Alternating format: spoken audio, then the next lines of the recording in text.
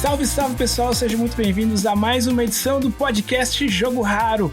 Eu sou o Samuel Leite e o nosso convidado é o meu segundo coelho favorito da Nintendo. Ele só perde pros Rabbids. Aí sim, hein? Eu sou o Luiz Kuntz e acho que o convidado de hoje vai me deixar mais nintendista do que eu já sou. Bom, aí sim de novo. Gostei. Tô carregando a bandeira aqui hoje. Bom, os fãs mais atentos da Nintendo já se ligaram que o episódio de hoje é um papo muito especial com o Rodrigo Coelho do canal Coelho no Japão. Então sobe o som, Gui, que hoje é o dia de Switch aqui no Jogo Raro.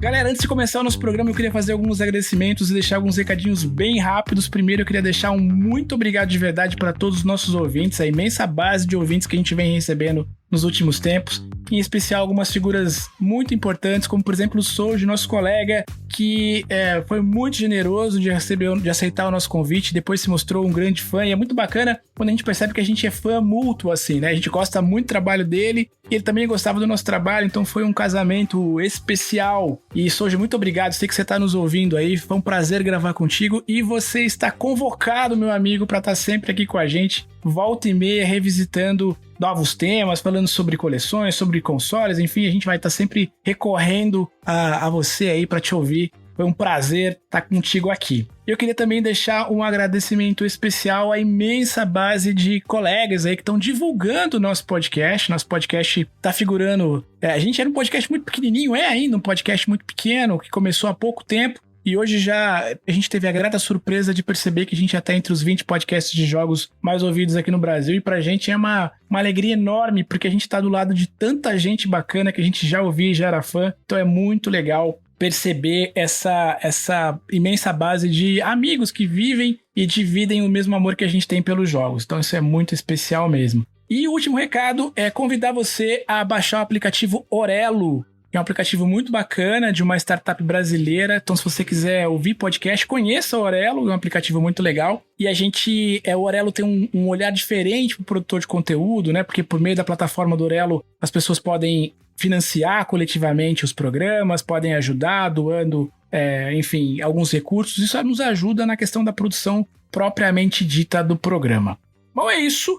Muito obrigado ao nosso querido amigo Rodrigo Coelho, que está aqui agora com a gente, que vai, de alguma forma, abrir essa caixa preta aí do Nintendo para alguns, né? Para mim, especialmente, que gosto muito da plataforma, tenho um carinho muito grande, mas não sou um entusiasta tão grande quanto é o Luiz, que é um grande apaixonado pela Nintendo. Então a gente queria começar o nosso papo aqui, saber como é que você começou a conhecer, digamos assim, os games, né? Como é que foi a tua primeira experiência? Foi com o Nintendo também? Ou você vai dar um grande, como é que fala? Um plot twist aqui, dizer, não, eu comecei com outra plataforma, enfim. Como é que começou a tua história dentro dos games aí, Coelho? Gente, primeiramente, muito obrigado pelo convite. Tô feliz de estar aqui com vocês. Muito legal bater esse papo com vocês. Samuel, Luiz, e olha só, eu estou vendo vocês dois aqui enquanto a gente grava e eu quero parabenizar o Luiz ali atrás dele, cara. Ele tá com o Xenoblade Chronicles, eu já fiquei assim, caraca.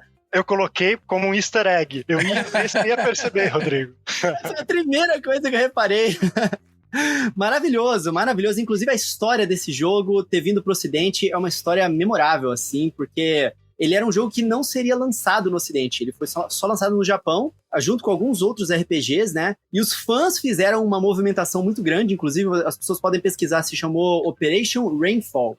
E eles conseguiram fazer com que a Nintendo trouxesse pro Ocidente, cara, Xenoblade. O CD do Wii, inclusive, e principalmente esse aí que tá ali atrás, ele era bastante raro durante muito tempo, né? E ele era muito caro de você conseguir depois do lançamento do jogo, né? Era uma peça bem rara. Então eu fico feliz que ele tenha sido relançado no Nintendo Switch, mais pessoas puderam apreciar essa obra maravilhosa, que é um jogaço, né? Muito bom, cara, adorei. Mas falando sobre... Começando do início, né? Cara, eu sou um grande fã de Nintendo desde que eu me entendo por gente. Eu não me lembro quando foi que eu comecei a ter interesse por jogos, porque eu acho que foi uma coisa que eu, desde pequeno, gravitei sobre, sabe? Tinha videogames lá em casa. Eu me lembro de ter tido um Atari lá em casa. Eu lembro da fitinha, eu não me lembro de jogar o Atari, mas eu me lembro da fitinha dele, que era Come, não era nem Pac-Man. Provavelmente era um Phantom System, não sei, era antigo. Eu não me lembro muito bem de ter jogado. E eu lembro que a gente teve o Master System também, e eu estraguei o Master System dos meus irmãos. Começou um problema lá em casa, dos meus irmãos, que são mais velhos do que eu, né? Não quererem deixar eu jogar o videogame deles. Isso foi o kickstart para eu iniciar o meu primeiro videogame, que eu já conto para vocês. Mas é porque eu peguei um fiozinho do Master System, que a gente jogava muito Alex Kidd, eu adorava aquele jogo, muito legal, que tinha na memória, sabe? Sim. E eu coloquei o fio da televisão na tomada do videogame que era pra entrar na TV. Primeiro que eu tomei um choque. E aí eu estraguei, eles ficaram bravos comigo. Enfim, vocês já devem ter passado por alguma coisa assim, não sei. Filhos, crianças, né? Mas aí, acabou que o meu primeiro videogame eu tive na era do Super Nintendo. Meus irmãos, eles já tinham o Super Nintendo, já jogavam, mas eles não gostavam muito que eu jogasse. E o meu pai, pra acabar com essa briga, ele falou assim, quer saber? A criança não vai fazer diferença nenhuma, vou comprar aquele Nintendinho velho do seu primo e vou dar de presente pra ele. Então meu pai pegou o Nintendinho velho do meu primo, comprou por uma mixaria lá, que ele só queria se desfazer, e me deu. Só que aquele Nintendinho, ele vinha com essa Zapper que tá aqui atrás de mim. Ele vinha com Duck Hunt, ele vinha com o Super Mario, tinha o Super Mario Bros 3, que inclusive era aquela versão brasileira, que a capa era diferente, provavelmente piratão também, e que ele tinha uma diferença no jogo, que quando você apertava Select no menu de seleção, você conseguia escolher um item, qualquer, uma estrelinha, um P, e aí você podia entrar na fase com aquele item. A primeira vez que eu joguei o jogo original, depois de ter a infância inteira jogando o Super Mario Bros 3, com esse jeito, eu estranhei muito que eu não podia ter essa seleção de itens a hora que eu quisesse. Não tinha o hack embutido ali, o Game Shark embutido. Game Shark. Então, foi interessante isso. E, claro, a mais especial do meu coração, que foi a fita dourada de The Legend of Zelda. E essa eu guardo com muito carinho até hoje. Então, isso me marcou pro resto da minha vida. A maior parte da minha infância eu passei jogando os jogos da Nintendo. E, cara, eu só citei jogos que são de explodir a mente aqui, né? O Super Mario, os dois que eu tinha, né? Eram jogos incríveis. E Duck Hunt era um jogo que você interagia na vida real com o que estava acontecendo na tela. Então, pra cabeça de uma criança, aquilo ali era outro mundo. E aí, The Legend of Zelda, que era um jogo onde eu simplesmente podia explorar onde eu quisesse, na ordem que eu quisesse, não tinha progressão de nada. E o jogo, cara, era tipo assim, tinha momentos que, pô, eu vou jogar uma bomba aqui pra matar esse inimigo. Eu jogava perto da parede, pum, de repente tinha uma passagem secreta naquela parede. Cara, aquilo pra cabeça do pequeno coelhinho foi uma coisa que marcou pro resto da minha vida e eu virei um fã de Nintendo pra sempre. Então foi assim que começou a minha história. Ô Coelho, deixa eu aproveitar então. Tirar uma dúvida que talvez você já explicou para os seus inscritos, mas talvez os nossos ouvintes de podcast não sabem. Conta bem rapidamente um pouquinho da sua experiência gamer de viver no Japão, mais o fato gamer mesmo, né? Já que o Japão é a meca dos videogames. E outra coisa, que essa eu acho que é uma dúvida da galera, por que o teu canal não mudou para Coelho no Brasil quando você retornou para as terras brazucas? Essas são duas pautas muito boas, cara. A primeira é uma paixão incrível, né? Você ser gamer, você morar no Japão, e eu morava em Tóquio, o que é especialmente legal. O primeiro impacto que eu tive foi que quando eu cheguei lá, eu já morei no Japão 2 vezes, né? A primeira vez foi em 2010, quando eu fui para estudar e depois fui para trabalhar, né? E tava lançando o Monster Hunter Generations Monster Hunter Generations Ultimate, porque lá no Japão era Monster Hunter X, né, Cross, o Double Cross lá. E, cara, no meio da rua eu ia andando e tinha um stand gigantesco de Monster Hunter com os personagens dançando e a música de Monster Hunter tocando pam, pam, pam, pam, pam, pam, pam, pam, pam. E aí, do nada, em outra rua, você tava andando, passava um carro de som com a música de Monster Hunter. Inclusive, algo que ao longo de todos os meus anos morando no Japão acontecia direto, eram carros de som tocando a música de Dragon Quest. Toda hora tem algum lançamento novo de Dragon Quest no Japão, seja no Pachinko, no arcade, ou qualquer coisa assim. Um anime ou alguma coisa. Então, eles toda hora, em algum momento, aparecia um carro de som e todo mundo conhece essa música. Então as pessoas param pra olhar e gostam. Os japoneses, eles têm um apego muito grande com essa franquia, né? E isso é muito legal. O videogame, ele faz parte do seu dia a dia. Até mesmo se você só tá indo pro seu trabalho.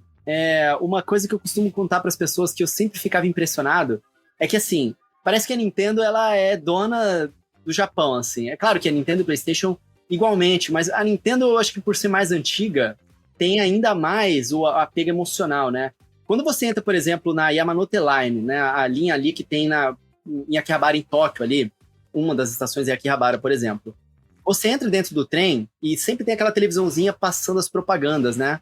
E em dado momento, em todos os trens diferentes no Japão, eles têm um aviso, que é o aviso da estação de trem, ou a prefeitura ela faz algum aviso. Só que esses avisos na Yamanote Line e algumas outras linhas, eles são feitos com personagens da Nintendo. Então, os da prefeitura, aparece a Isabelle de Animal Crossing, e aí ela aparece lá e fala, olá a todos, não sei o que, em japonês, e aparece lá os avisos que eles querem dar. Com um personagem de Animal Crossing. A primeira vez que eu vi isso, eu fiquei, que isso? É uma propaganda do jogo? Não era propaganda do jogo. É propaganda mesmo, que eles querem passar as informações. E as pessoas adoram esses personagens, então eles conseguem passar efetivamente a informação, né? Porque as pessoas param pra ler.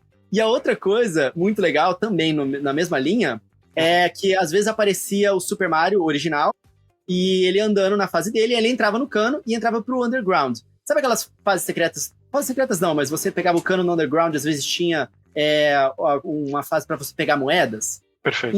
Em vez das moedas aparecendo ali, era um aviso também da linha de trem, né? Tipo, essa linha tá atrasada, não sei o quê, ou então, a estação tal, não sei o quê, alguma coisa relacionada a isso.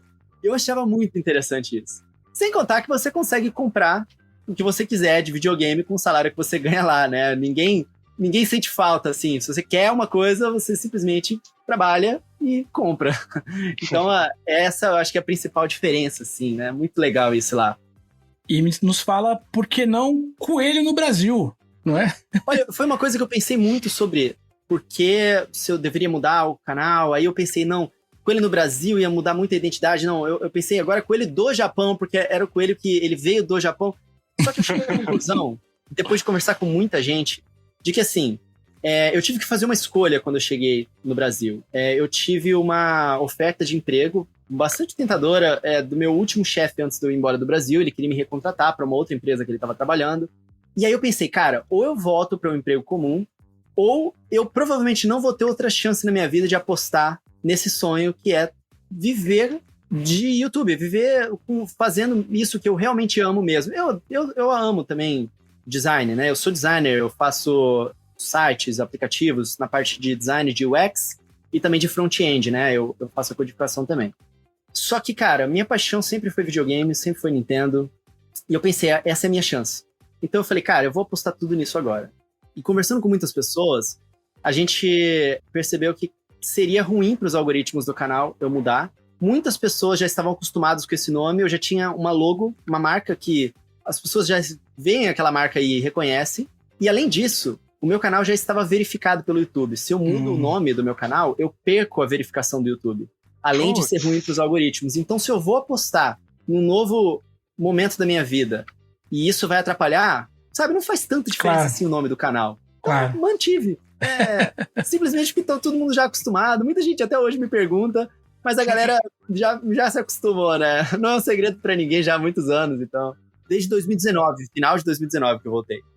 Acho que foi uma boa escolha. O nome do canal é bem bacana. Obrigado. Eu fiz o nome desse canal porque a intenção dele não era ser especificamente sobre Nintendo, era ser sobre mim. Acabou que virou sobre Nintendo porque é sobre as coisas que eu gosto, né? E naturalmente eu ia falando sobre Nintendo, então virou mesmo naturalmente sobre isso. Mas eu fazia muitos vlogs mostrando as curiosidades no Japão. E mesmo depois que eu voltei pro Brasil, nos eventos que eu fui, na CCXP, na Brasil Game Show e tudo mais, eu também fiz bastante vlogs, né? Eu só meio que mudei um pouco agora, porque a pandemia me forçou a ficar só em casa, né? Então não tinha mais como sair na rua mostrando as coisas. E como é que surgiu a ideia do canal? Quer dizer, ele antecede a tua ida pro Japão? Não? Foi você que começou a gravar lá? Como é que surgiu a ideia do canal? Na verdade, o canal em si não antecede a minha ida no Japão, mas eu sempre gostei de criar conteúdo. Desde pequeno, assim, eu engajava com comunidades de fóruns de videogame e sites de videogame, e eu escrevia análises de jogos, eu lia a Nintendo World, eu falava, caraca, que legal, eu quero fazer isso que esses caras fazem, né? E aí eu sempre escrevi muito sobre games. E eu nunca deixei de fazer isso. Mesmo sem ter um meio para veicular isso, eu postava, por exemplo, unboxings ou análises em vídeo em páginas de amigos do Facebook. De grupos fechados de amigos no Facebook, mandava no WhatsApp, porque eu gostava de fazer isso, sempre gostei. Até que um momento, um amigo meu, ele tinha uma página chamada É Nintendo ou Nada. Ele falou, pô, Coelho, eu posso postar lá? Aí eu falei, pode, não tem problema nenhum, posta lá. E ele começou a repostar esses vídeos meus no É Nintendo ou Nada. E muitas pessoas começaram a acompanhar. Só que o momento que virou a chavinha pra mim, que eu falei, cara, eu vou fazer o meu próprio canal, foi que eu percebi que eu gostava muito mesmo de fazer isso, eu gostava muito de ter essa interação com as pessoas, e eu comecei a querer fazer vlogs sobre mim, não só sobre Nintendo, falar sobre outras coisas que eu queria viver, né, que eu tava vivendo no Japão. E eu falei, cara, eu vou criar o meu canal, que daí eu falo de Nintendo, posto nos dois, tanto no meu canal quanto na Nintendo Nada, e eu mostro minha vida aqui. Só que explodiu porque eu tive a oportunidade de ser talvez um dos primeiros brasileiros a jogar o Nintendo Switch.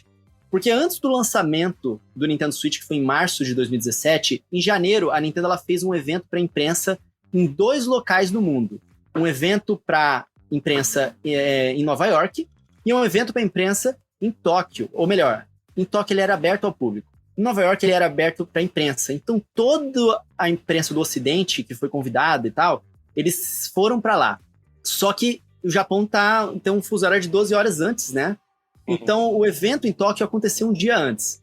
E eu tava lá, entendeu? Que massa! Então eu comecei a mostrar as coisas no... Tipo, eu ganhei umas revistas da Nintendo especiais, que eles nunca veicularam em outros lugares, era só quem tava na fila do evento do Nintendo Switch lá, e eu mostrei isso em vídeo. Eu vi que as pessoas começaram a ficar com muitas dúvidas e eu comecei a tirar essas dúvidas. Eu não fiz lives no evento, mas eu praticamente fazia o vídeo em tempo real. Tanto que eu tava nas filas, por exemplo, para jogar o novo Mario Kart ou ARMS, e as pessoas, e eu fazia um vídeo na fila mostrando como é que tava o evento, e falava assim, galera, eu vou jogar esse jogo agora, mandem suas dúvidas aqui nos comentários. E aí o pessoal mandava, eu jogava, e depois eu fazia um segundo vídeo contando como é que foi a minha experiência com o Nintendo Switch. Isso um dia antes do resto do mundo. Que massa! Então, eu nem sabia que era um dia antes do resto do mundo. Eu só tava lá porque eu sou fã. Só que muitas pessoas começaram a me acompanhar e nunca deixaram de me acompanhar. Então foi assim que nasceu com ele no Japão. Interessante, né? Tava no lugar certo na hora certa. E o pessoal começou a gostar mesmo do conteúdo, da forma com que eu me comunicava. Eu tenho a impressão de que essa é um pouco de regra de sucesso, né? Quando a gente faz uma parada que a gente ama demais, e a gente coloca tanta energia e tanta coisa naquilo, e aí as pessoas que estão do outro lado, seja da tela, do livro, do rádio, de qualquer meio que seja, percebem esse amor, né? Percebem esse carinho e se conectam diretamente. Então, é aquela coisa do...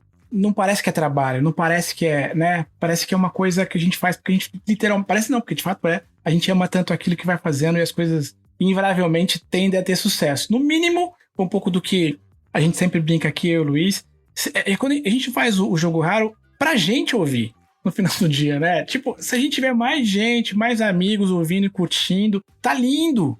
Não precisa de ter, entendeu? Então, quando você coloca tanta energia, tanto amor, tanto carinho pra fazer uma coisa e você traz mais gente pra esse espaço, a gratidão é muito maior, né? Porque você começa, de alguma forma, a dividir com pessoas o mesmo amor que você tem pelas coisas. A minha impressão é que o Coelho, ele nem precisa dizer que ele gosta do que faz. Tá muito na cara, na voz do Coelho, que ele gosta muito, na empolgação.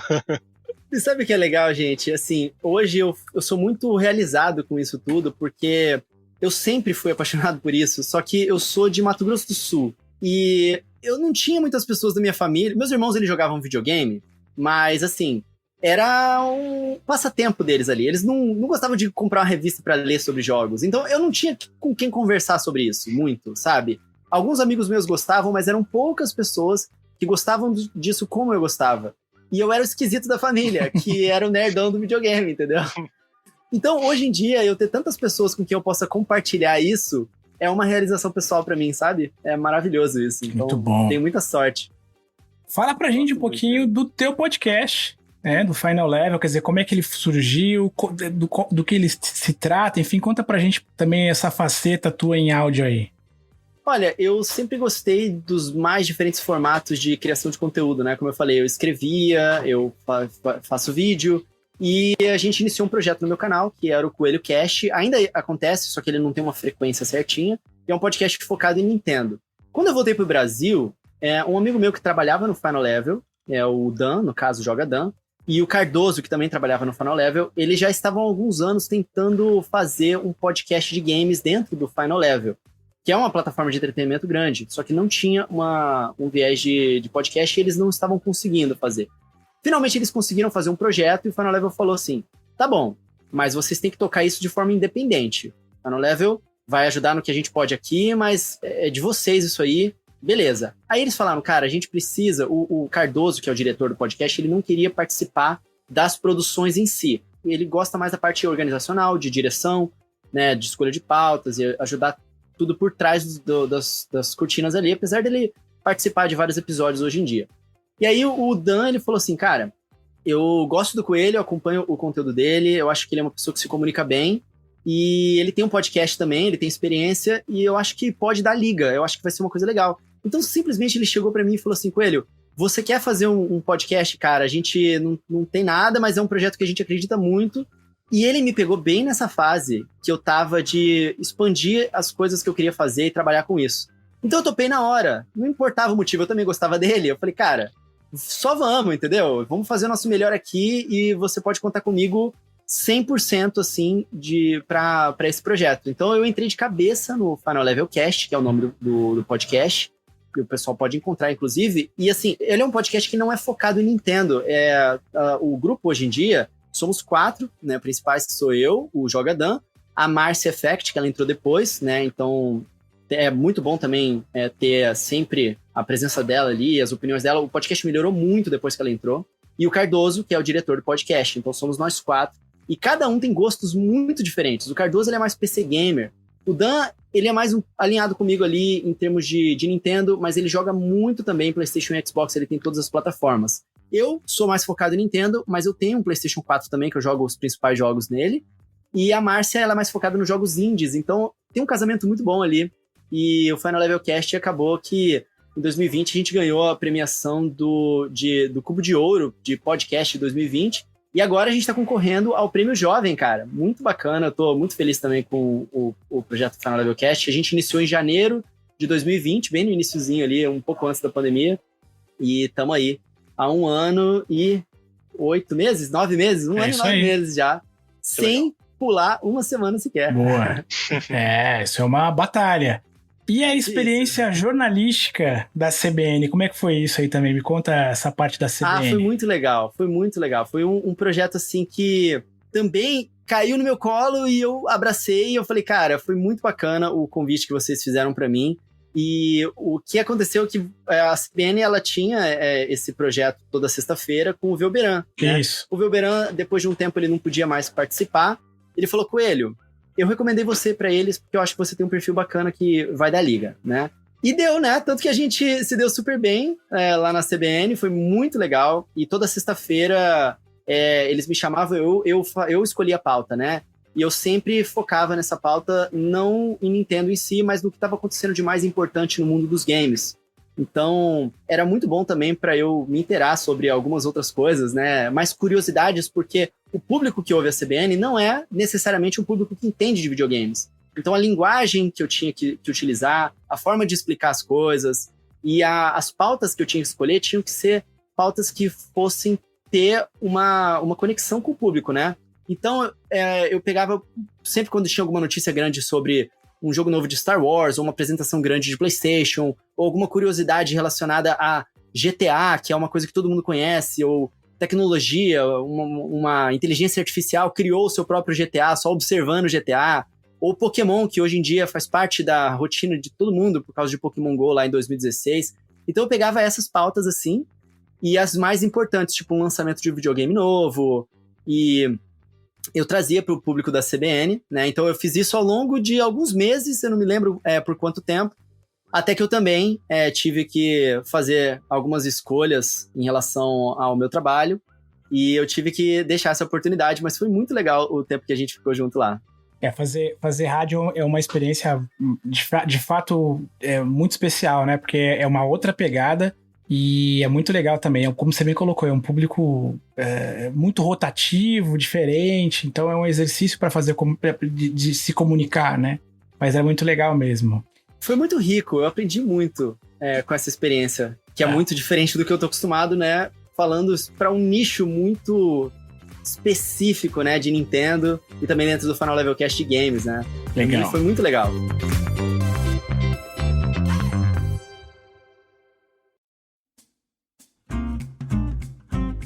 Coelho, a Sony e a Microsoft, elas quando decidiram se estabelecer no Brasil, no ramo de videogames, vieram com uma proposta de oferecer ao brasileiro tanto os jogos digitais quanto físicos. Esse podcast aqui, ele trata muito da parte do colecionismo. Então a nossa pergunta vai mais ou menos nesse sentido. E eu quero captar de ti, assim, se tu tem alguma informação de algum insider da Nintendo a respeito. Ô Coelho, na sua opinião e na tua experiência, tem chance da Nintendo oferecer oficialmente aqui no Brasil também jogos físicos? Ou isso é um sonho sem possibilidade de concretização? Olha, é uma conversa longa isso. E, assim, respondendo de forma fria, sim, tem chance, não por agora.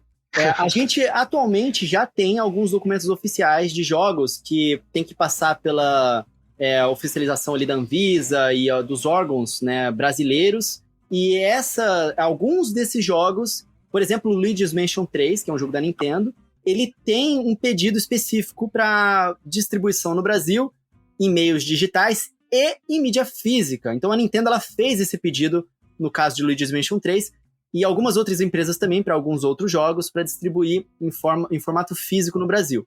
Então existe sim um respaldo legal se eles quiserem fazer isso. Dito isso, a Nintendo ela iniciou uma nova operação recente na América Latina como um todo, não é apenas o Brasil. O Brasil claramente está em destaque porque somos o maior país da América Latina, um dos maiores países do mundo, né? Então, a Nintendo, depois de ter saído do Brasil em 2015 por uma série de questões de impostos, né? Que eu estava até vendo recentemente uma live no Ultra N Podcast. Eles chamaram um antigo funcionário da Nintendo brasileira, né? E eles deu uma série de informações aqui por que a Nintendo foi embora na época, e eles falavam que na hora de importar os jogos e os consoles da Nintendo, eles tinham que pagar uma série de impostos, eram 5 impostos diferentes, e um era sobre o outro. Então a somatória do primeiro incluía no segundo, que incluía no terceiro, que incluía no quarto, e esse valor não era sobre o jogo, sobre o console que eles traziam lá de fora, pelo preço dele. Era sobre o preço dele somado ao preço do frete. Então, somadas as duas coisas, em cima de todos esses impostos. Então, acabou ficando uma operação um pouco inviável para eles, e eles sofreram uma série de infortúnios aqui no Brasil, eles decidiram ir embora, né? Eles não estavam sendo representados, eles estavam sendo representados por uma empresa, pela Latamel e algumas outras empresas e tudo mais. Agora a Nintendo, ela mesmo tomando as suas próprias atitudes aqui no Brasil. Claro que eles ainda têm parceiros locais aqui para distribuição, por exemplo, a Ingram Micro, que eles distribuem o Nintendo Switch para os varejistas aqui no Brasil, né? Então eles começaram ali com a Magazine Luiza, com a B2W, com a Amazon agora mais recentemente. Agora eles estão fechando contratos com empresas um pouco menores, né?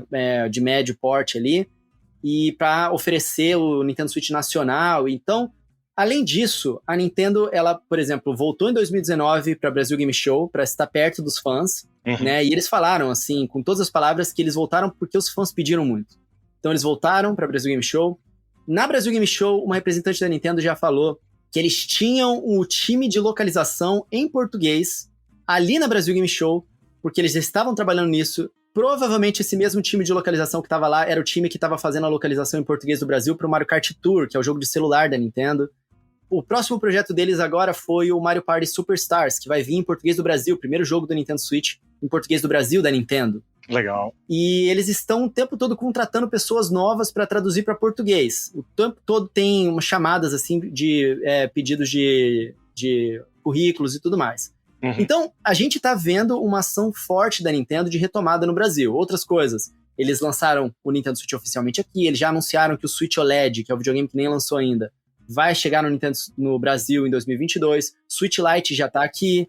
Eles trouxeram a operação digital deles para o Brasil, né, através da nuvem e também de gift cards nas Americanas. E agora a gente tem uma eShop localizada em português com reais dentro do Nintendo Switch, do sistema do Nintendo Switch que a gente não tinha antes. O sistema do Nintendo Switch também está em português do Brasil. Eles estão contratando pessoas em todas as capitais do Brasil, as principais capitais do Brasil, para cuidar das operações estratégicas da Nintendo naquelas capitais ou naquelas regiões. Bacana. Então, assim, é forte o movimento que eles estão fazendo de retomada aqui, não apenas do Brasil, mas nos outros países da América Latina que também, depois do Brasil, estão ganhando essas mesmas melhorias. Então, eu acho que é seguro a gente dizer que a Nintendo está tentando fazer com que a América Latina se torne uma região importante para eles, assim como é os Estados Unidos, a Europa e o Japão, e a região ali da Austrália, que tem mais coisas do que o Brasil. Então eu acho que o próximo passo é a gente ter um My Nintendo, com resgates ali de recompensas melhores, né? De repente, num futuro 3, 4 anos, a gente ter, de repente, uma loja física da Nintendo aqui no Brasil, e eventualmente eles estarem estabelecidos aqui para poderem trazer as mídias físicas. Não acho que vai ser por agora, eu acho que é uma operação que a gente deve pensar pelo menos nos próximos 5 anos ali, que deve acabar se concretizando, mas é algo que eu acho que vai acontecer sim. Tudo que a gente tem de coisas boas nas outras regiões, eventualmente eu acho que vão vir para o Brasil sim. Eu acho que o brasileiro ele ia poder usufruir de algumas coisas muito legais. Hoje, por exemplo, eu vi num grupo de Facebook de colecionadores de Switch da América do Norte. Às vezes eles postam fotos de clearance, que é quando tá em promoção lá na Walmart, na GameStop. E eu vi ali uma foto de um clearance de Bravely Default 2, que ainda é um jogo relativamente novo, né? Lançou em fevereiro de 2021. Pois é. E aí clearance na Walmart por $29. Nossa, cara, metade do preço. E tem umas promoções legais de Xbox e de PlayStation aqui nas grandes varejistas. Imagina que legal a gente com mídia física de Switch no Brasil, ou do sucessor do Switch, né? E aí ver esses momentos de promoções onde a galera realmente pode aproveitar, né? Seria muito bacana. Nossa, seria muito bom. Hoje, quando a gente tem sorte, a gente consegue as mídias físicas do Nintendo Switch por R$280. Assim, dos jogos da Nintendo, os que são full price e que não abaixam de preço. De outras empresas a gente consegue encontrar preços mais baixos, né? Mas ali, média de R$280, 340 para lançamentos é mais comum, 350. Mas assim, ver uma promoção dessa por R$150, um jogo grande desse, a full price, nossa, cara, ia ser maravilhoso. Lembrando que o Bravely Default, ele teve todo um marketing da própria Nintendo em cima dele, apesar de ser um jogo da Square Enix, né? Tanto que eles enviaram, inclusive, um brindezinho aqui pra mim, muito lindo, um caderninho do Bravely Default. Que é uma outra coisa que a Nintendo tá fazendo aqui no Brasil também, né? De se aproximar dos criadores e portais de conteúdo também, com o PR deles, né? As relações públicas aqui. E isso é bem bacana também. Bom, a gente é um podcast, como o Luiz bem colocou, de colecionismo. Ou seja, a gente está sempre, de alguma forma, transitando em torno desse tema das coleções, dos itens e tudo mais. E a gente queria aproveitar para te fazer uma pergunta. Na verdade, a gente sempre faz essa pergunta para os nossos convidados, sobre 2 tipos de itens. A gente queria também te ouvir. Que é o seguinte, qual é, na sua opinião, o item mais raro que você tem aí japonês? E qual é o mais afetivo? Aquele item que não necessariamente é raro, mas te toca de alguma forma no coração, assim. Como é que você trata o colecionismo aí dentro dos seus itens aí, Coelho? Olha, com o meu trabalho, recentemente, eu tive uma jornada diferente de colecionismo, né? Na época do GameCube, na época do Wii, foi quando eu comecei a ter meu próprio dinheiro, eu pude comprar os meus jogos, então eu colecionava muito a mídia física. Depois, na época do Wii U, o dinheiro ficou um pouco mais curto e eu me mudei pro Japão, onde a mídia física não entrava no Wii U, então eu não conseguia comprar mídia física lá pro videogame que eu levei do Brasil, e eu comecei a comprar digital. Mas eu colecionava Amiibo. Nossa, se você olhar minha prateleira aqui, tem um monte de Amiibo. E eu adorava esses bonequinhos. As casas no Japão são pequenas. Começou a faltar espaço na minha casa e eu comecei a dar uma freada. Falei, cara, não vai dar, eu não vou ter onde colocar esses itens mais. Depois que eu tive meu filho, foi difícil também, porque ele começou a pegar as coisinhas e eu não tinha mais onde colocar em display. Então, eu parei de comprar um pouco de coisa por motivos práticos. E como eu comecei o meu canal, a voltar meu canal mais para o conteúdo mais atual da Nintendo, fazer as análises, eu precisava ter os jogos no dia do lançamento, né, no Brasil. Então eu comecei a comprar a mídia digital para ter o conteúdo mais rápido. E aí é muito caro eu comprar mídia digital e depois comprar mídia física, né? Eu acabei deixando um pouco de lado. Recentemente, nos últimos meses, eu voltei a colecionar mídia física, então minha coleção de Nintendo Switch está crescendo, tô muito feliz com isso. Em termos de itens japoneses, por causa disso eu não tive muitos, né? Mas tem alguns que eu tenho muito carinho, e tem umas histórias engraçadas também. Um deles, que não é um item antigo, mas eu sempre tive vontade de ter um Famicom da Nintendo, que é o Nintendinho japonês. Afinal de contas, o meu primeiro videogame que eu sinto como se ele fosse foi o que eu tive pra mim, foi o Nintendinho, né, com a fita dourada de Zelda. Eu sempre quis ter um Famicom, mas era muito caro comprar lá na Super Potato, lá em Tóquio. Eu acabei não comprando. Então, quando a Nintendo lançou o NES Mini e o Famicom Mini ele só tinha no Japão, ele não tinha aqui no Ocidente. E eu comprei o Famicom Mini e eu tenho muito carinho por esse videogame, porque os jogos são todos japoneses, eles são diferentes de alguns jogos que tem no Ocidente. E ele é um Famicomzinho mesmo, com os controlinhos que você consegue encaixar do lado. Então, eu gosto muito desse item japonês, eu guardo ele com muito carinho, porque ele me remete o item de verdade, o Famicom grande que eu queria ter, e eu não tenho. E tem uma história engraçada aqui na Brasil Game Show de 2019, né, quando a Nintendo voltou, inclusive, um fã me encontrou na fila do banheiro, eu já tava dentro do banheiro, e aí ele me encontrou lá, ele falou, caraca, Coelho, eu tô te procurando todos esses dias aqui, finalmente eu te encontrei. Aí ficou aquela situação. Que lugarzinho ruim, hein? Eu não sabia se eu abraçava ele ou não, se eu pegava a mão dele. Mas, enfim, no fim das contas, eu acabei abraçando ele, né? É uma oportunidade só uma vez na vida, que o cara vai me encontrar, provavelmente. Aí ele falou, cara, eu tenho um presente pra você. E aí ele me deu 2 fitas de Game Boy japonesas. Uma delas era de Neon Genesis Evangelion, pra Game Boy clássico, que eu amei isso. Que eu tenho massa. guardadinho aqui comigo até hoje, a fita japonesa. E a outra fita era sobre um anime japonês mais obscuro ali, que eles têm vários jogos que nunca vêm pra cá, as pessoas nem conhecem. Mas o item que eu acho que eu tenho mais apego no meu coração é justamente essa revista que a Nintendo deu na fila do evento do Nintendo Switch antes do lançamento dele, onde eu fui um dos primeiros brasileiros a jogar o Nintendo Switch e que mudou minha vida. Porque hoje eu tô aqui conversando com vocês por causa desse dia, provavelmente. E eu tava lá nessa fila e eu guardei essa revista e ela, além dela ter esse apego emocional muito grande pra mim, por causa desse momento, que acabou mudando o rumo da minha vida mesmo, uma outra coisa que mudou o rumo da minha vida foi a Nintendo World, né? Como eu falei pra vocês, eu queria escrever, falar sobre games e me apaixonei por esses universos por causa das letras escritas ali pelo Pablo Miyazawa, pelo Trivela. Então, eu acompanhava muito a Nintendo World. E eu encontrei o Pablo, hoje em dia a gente é amigo. E eu encontrei o Pablo e depois de muitos anos eu já tinha o meu canal, eu já tinha um número de seguidores bastante grande, já estava no Brasil, né? Já tinha tomado essa decisão de focar no canal.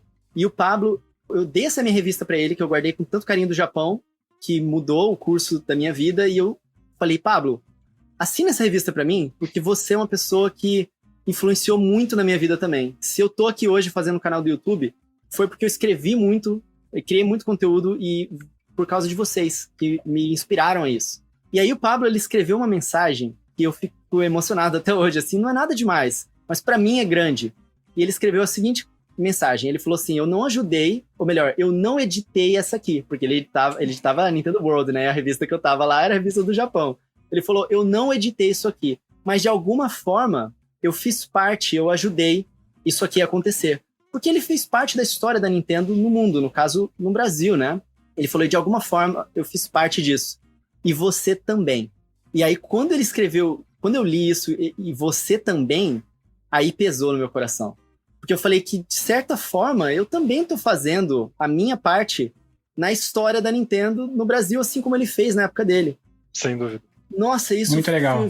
Pegou muito forte no meu coração. Eu tenho guardado com muito carinho essa revista, com essa dedicatória dele e a assinatura. Então, é um item muito importante pra mim. Eu vou guardar ele pra sempre. Boa. E assim, parafraseando um pouco Star Wars, às vezes o Padawan também vira mestre, né? Então, talvez foi o Pablo dizendo assim, ó, hoje você é Padawan, Coelho, logo você vai ser mestre. É isso aí. Coelho, a gente tá caminhando pro fim aqui, eu queria que você deixasse os links pra galera que tá ouvindo a gente e por acaso não conhece o teu trabalho, pra conhecer melhor sobre as suas iniciativas, enfim, usa esse espaço aí pra contar um pouquinho do teu trabalho. Claro, gente, mais uma vez, muito obrigado pelo convite, adorei ter esse papo aqui com vocês, se deixasse a gente ia passar horas aqui, certeza, né? Muitas coisas legais para conversar. As pessoas podem me encontrar na internet, no YouTube, canal Coelho no Japão. Vocês vão encontrar tudo sobre o universo Nintendo, literalmente, assim. Eu faço vídeo de notícias, eu faço análise de jogos, Eu faço ensaios sobre um pouco mais pessoais, sobre tudo que a gente faz listas também, e, enfim, tem muito conteúdo bastante rico, né? Mais recentemente, eu fiz uma timeline inteira contando desde o início até o final da história de Metroid, incluindo todos os jogos em ordem cronológica. Uou. E antes disso, eu fiz a mesma coisa com a franquia Zelda, né? Que, inclusive, eu faço esses vídeos em um formato que é como se fosse para ser assistido mesmo como uma série. Tanto que passou na televisão, na época que a Loading estava ativa, eles passavam lá como episódios mesmo, né? Então, eu me dedico bastante a esses conteúdos. E nas redes sociais é sempre a mesma @, Rodrigo Coelho C, que é o meu nome, né? Eu continuei usando as minhas mesmas arrobas de sempre, né? Então, @Rodrigo Coelho C, lá no Twitter, no Instagram e no TikTok. Prometo que eu não faço dancinhas rebolando lá. Mas eu falo mais de retro game lá, tanto que o vídeo que eu postei hoje no TikTok foi mostrando uma curiosidade antiga sobre o GameCube. E um jogo japonês, olha só que curioso. Então, o pessoal pode me encontrar, Coelho no Japão e @Rodrigo Coelho C. Ou então em coelhonojapão.com tem todos os meus links lá também. Bom, pessoal, é o momento da gente dar uma leve pausa aqui no nosso Jogo Raro de hoje. Lembrando que nosso programa é semanal e é publicado todas as segundas-feiras em todos os agregadores de podcast. Se você curtiu o nosso programa, não deixe de dar suas 5 estrelas e seu comentário lá no Apple Podcast. Caso você utilize o Spotify, aproveite e clique em seguir para ser sempre informado dos nossos novos episódios. Espalhe também a mensagem divulgando o nosso programa para o seu amigo ou amiga, para aquele seu grupo de WhatsApp ou Telegram, ou mesmo do Facebook sobre jogos. A ideia, como a gente sempre coloca por aqui, é tornar esse conteúdo um verdadeiro ambiente multiplayer. E para curtir os jogos que a gente mencionou aqui e todos os outros que fazem parte desse universo aqui do Jogo Raro, segue a gente lá no Instagram, no @Jogo Raro. Coelho, mais uma vez, muito obrigado, cara, pelo teu tempo. Foi um prazer enorme, assim, e eu espero que a gente possa se rever em breve aí para falar de outras coisas, claro, sempre no mundo Nintendo. Com certeza, gente. E do mundo dos games em geral mesmo. Tem o Final Level Cast que a gente fala sobre tudo. Eu gosto de games, a minha preferência só é mesmo a Nintendo desde criança. Mas estamos juntos, gente. Mais uma vez, foi muito gostoso essa gravação aqui com vocês e parabéns aí pelo projeto do Jogo Raro e muito sucesso para vocês também. Tamo junto. Valeu, Luiz. Obrigado, Coelho. E a gente se vê na próxima semana, pessoal. Tchau, tchau. Valeu! Valeu. Tchau, tchau.